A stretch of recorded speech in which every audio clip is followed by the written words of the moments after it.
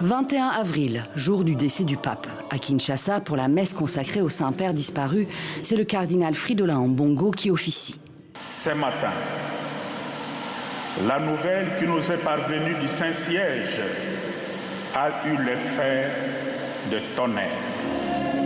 Les deux hommes se connaissaient bien. Fridolin Ambongo est membre du C9, le Conseil des 9 cardinaux, chargé de conseiller le pape sur la réforme de l'Église. En 2023, c'est lui qui accueille le pape en visite en RDC et l'accompagne en papamobile au stade des Martyrs de Kinshasa. Mais les deux hommes ne sont pas toujours d'accord, loin de là. Si le pape François était progressiste, Fridolin Ambongo, lui, a des positions conservatrices. Il s'oppose ainsi clairement à la décision du Vatican de bénir les couples de même sexe. Ces personnes ont droit à être traitées avec respect, avec compassion, avec délicatesse.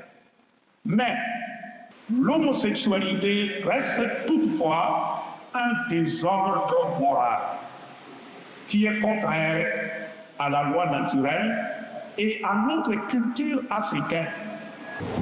Mais c'est surtout par ses prises d'opposition politique en faveur de l'unité et de la démocratie que le cardinal est connu. Une différence d'opinion politique ou de conviction religieuse ne fait pas de l'autre un ennemi à dénigrer ou à abattre.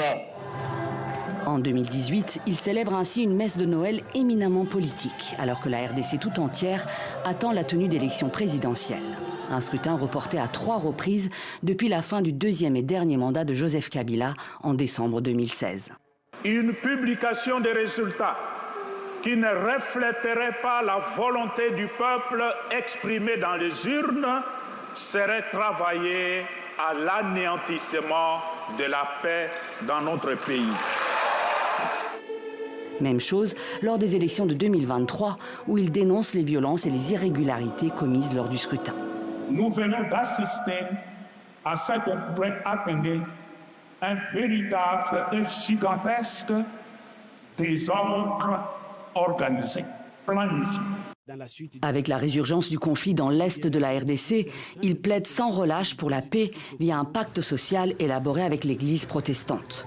Il va à la rencontre des différentes forces en présence, les dirigeants de l'AFC M23, les présidents congolais et rwandais ou l'opposition en exil pour promouvoir le dialogue. Dialogue, c'est le mot sacré. Nous trouverons des solutions à nos crises qui durent depuis des décennies en dialoguant, même avec ceux-là que nous considérons comme des ennemis. Un positionnement politique qui lui offre une stature internationale.